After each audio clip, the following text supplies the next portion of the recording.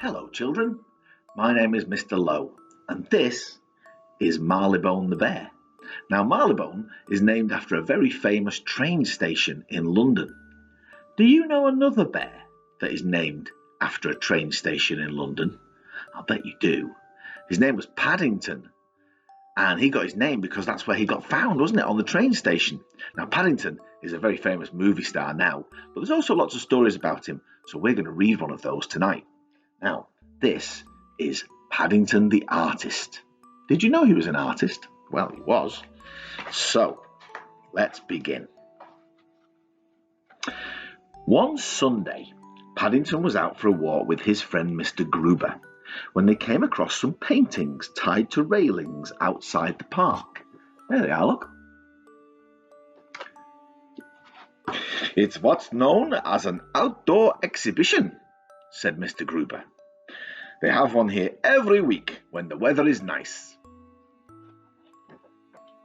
All the paintings are for sale, said Mr. Gruber. This one is called Sunset in Bombay. Just look. I'm glad I don't live in Bombay, said Paddington. It might keep me awake all night. How about this one then, said Mr. Gruber. It's called Storm at Sea. There it is, look. Paddington suddenly wished he hadn't had such a big breakfast. I feel sick, he said, and he hurried on to the next picture.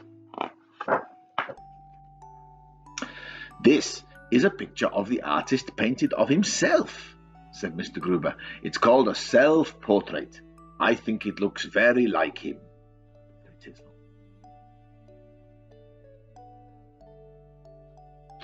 Paddington gave the picture a hard stare. I don't think I'll buy any paintings today, Mr. Gruber, he said. Paddington looked very thoughtful as he made his way back home to number 32 Windsor Gardens.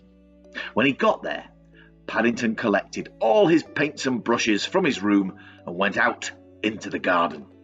There he is, look, with all his paints. The next Sunday, when he and Mr. Gruber had finished their walk, Paddington led the way back towards Windsor Gardens. I'm having an outdoor exhibition of my own this week, Mr. Gruber, he said. This is meant to be a sunset in Windsor Gardens, only it took me quite a long time and it got dark before I could finish it. There it is. Oh dear, too dark. And this is a picture of a rainstorm, only it got very wet and all the paint ran. Oh dear. Must be hard trying to paint in the rain. This is my best one, said Paddington. It's a picture of me. I put my special paw mark on to show I painted it myself. Mr. Gruber gazed at Paddington's portrait for a long time. It is very good, Mr. Brown, he said at last, not wishing to upset his friend. But I think you look even better in real life. I kept going upstairs to look at myself in the mirror, said Paddington, but by the time I got downstairs again, I'd forgotten what I looked like. Oh.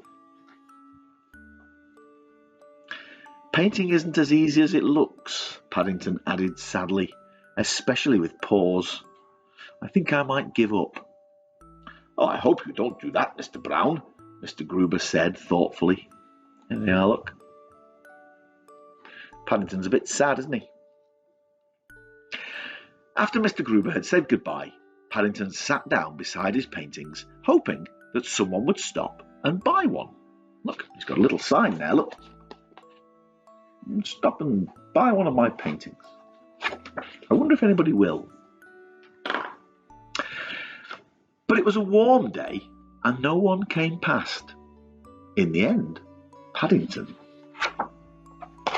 fell asleep.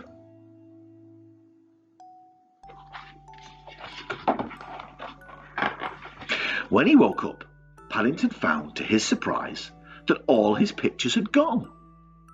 But tucked inside his duffel coat, he found an envelope with his name on it.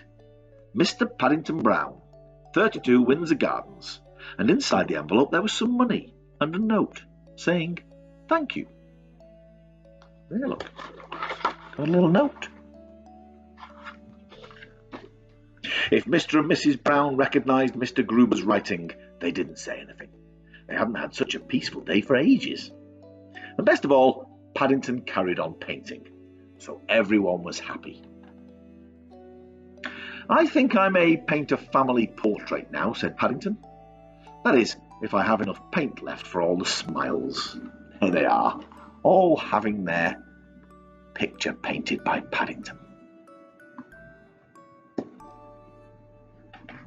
There is Paddington's final painting.